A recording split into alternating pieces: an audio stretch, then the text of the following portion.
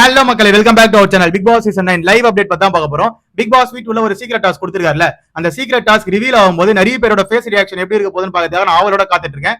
ஏன் சொல்றேன்னு பாத்தீங்கன்னா, நம்ம வியன் அவர்கள் இருக்காங்களே, அவங்க வந்து எல்லா இடத்துலயும் போயிட்டு ரிசர்ச் பண்ணிட்டே இருக்காங்க. இந்த மாதிரி வந்து சாண்ட்ராகா என்ன அப்படி பண்ணிட்டாங்க, பர்சனலா அட்டாக் பண்ணிட்டாங்க, அவங்க வந்து எங்களோட உழைப்பெல்லாம் வந்து கொச்சப்படுத்திட்டாங்க அப்படின்னு சொல்லிட்டு முதல்ல வந்து சபரி கிட்ட சொல்லிட்டு இருந்தாங்க. அதுக்கப்புறமேட்டு நம்ம கனி அவர்கிட்ட வந்து ரிசர்ச் பண்ணிட்டு இருந்தாங்க.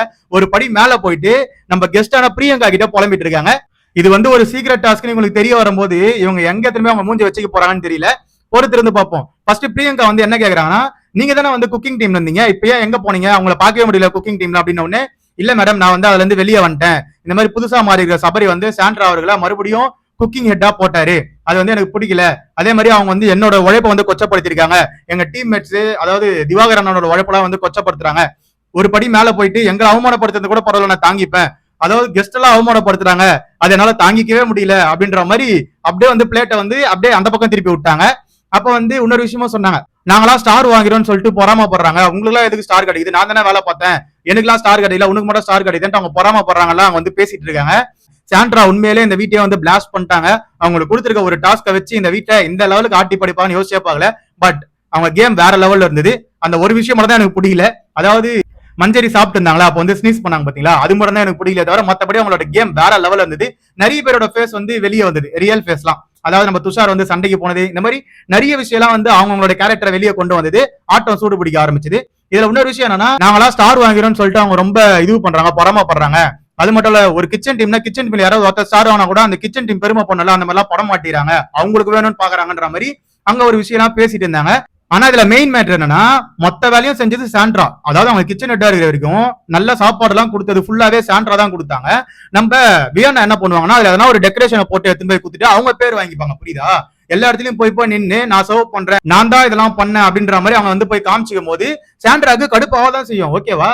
ஏன்னா அவங்க தான் எல்லா வேலையும் பார்த்தாங்க. நீங்க சும்மா வந்து அந்த பீட்ரூட்டை சும்மா மேல போட்டு நான் டெக்கரேஷன் பண்ணிட்டேன் பிக் பாஸ் பாருங்க அப்படின்னு சொல்லிட்டு ஒரு மாதிரி ஆட்டிடியூட் காமிச்சாங்களே, அதெல்லாம் சுத்த ஃபேக் மக்களே. அந்த மாதிரி ஆட்டிடியூடு அதாவது நேச்சுரா யாருமே காமிக்க முடியாது. அதை கியூட்டு நினைச்சு ஒரு மாதிரி கிரிஞ்சா பண்ணிட்டு இருக்கிறது தான் வந்து இங்க பார்க்க முடிஞ்சது. இதை வந்து நம்ம சாண்ட்ரா அவர்கள் வந்து சோபால உட்காந்து திவ்யா கிட்ட பேசிட்டு இருக்கும்போது சொல்றாங்க, அந்த பொண்ணு பத்தியா இப்ப மட்டும் நல்லா பாயிண்டா பேசுது, மத்த டைம் எல்லாம் பார்த்தா ஒரு மாதிரி ஆட்டிடியூட் காமிச்சிட்டு, அதாவது ஆஹா ஆசினி அந்த டைலாக் எல்லாம் பேசிட்டு ஒரு மாதிரி சுத்திட்டு இருக்குல்ல, அதெல்லாம் அவங்க வந்து போட்டு உடைச்சாங்க. உண்மை அதான் மக்களே. அவங்க வந்து இப்போ ஃப்ளூயண்டா தமிழ் வந்து அடிச்சு விடுறாங்க. ஒரு பாயிண்ட் வைக்கணும்னா கரெக்டா எல்லாத்தையும் டக்கு டக்குன்னு பேசுறாங்களே தவிர, மத்த இடத்துல அந்த கேமரா எல்லாம் பார்க்கும்போது பாத்தீங்கன்னா டக்குன்னு அப்படியே அந்த ஆசினி மோடுக்கு போயிடுறாங்க. ஏன் இப்படி பண்றானே புரியல. அவங்க என்ன நினைக்கிறாங்கன்னா, இந்த மாதிரி நம்ம ஒரு கியூட் மோட் இருக்கு, அதை காமிச்சு நம்ம வந்து மக்களை வந்து கவர்ந்து இழுத்துலாம், போன வாட்டி சௌந்தர்யா பண்ணாங்களா அந்த மாதிரி நினைச்சிட்டு இருக்காங்க போல. ஆனா இது கியூட்டா இல்ல, கிரிஞ்சா இருக்கு பாக்குறவங்க எல்லாருக்குமே.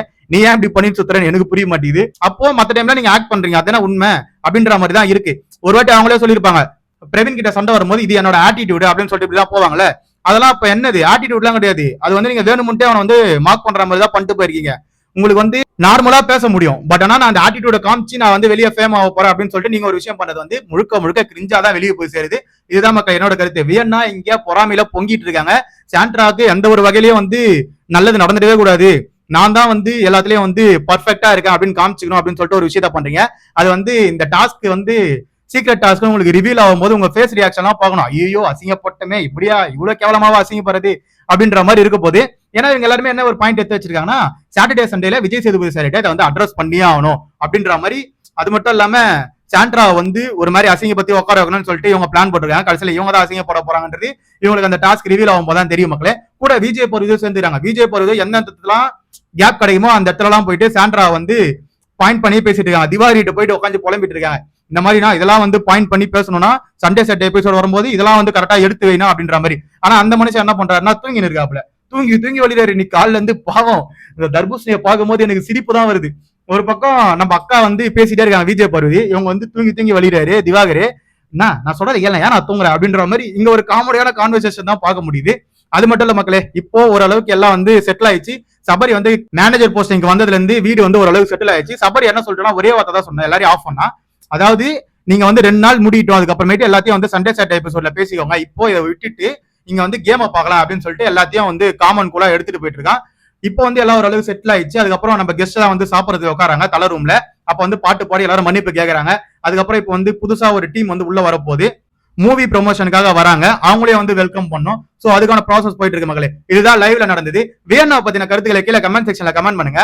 அவங்க கியூட்டா பண்ணணும் ஒன்னு கிரிஞ்சு பண்றாங்கல்ல, அது உண்மையிலேயே உங்களுக்கு கியூட்டா தான் இருக்கா அப்படின்னு எனக்கு தெரியல, எனக்கு கிரிஞ்சா இருக்கு.